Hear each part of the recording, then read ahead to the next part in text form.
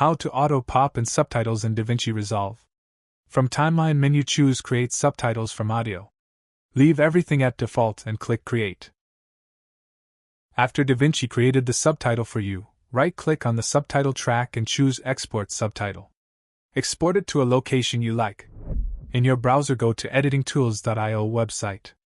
Drag the subtitle you exported into this text box.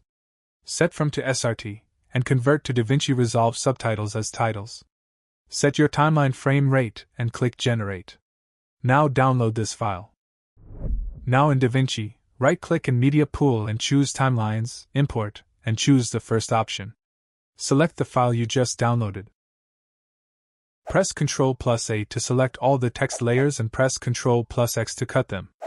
Double-click on your original timeline, move the playhead to the start, and press Ctrl+V to paste them. Right-click on the subtitle track and choose Delete Track. Now we have these text layers instead of subtitle captions which we can animate, pop in, pop out, and fade with animation. Select all the text layers and open up Inspector and click on Settings tab. Adjust their style to your liking. Now select the first subtitle caption and move playhead to the start of it.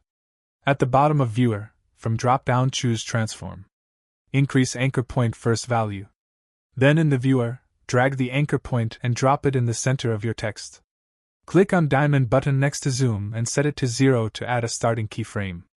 Move playhead 3 frames forward and set zoom to 1.1. Move playhead 1 frame forward and set zoom to 1.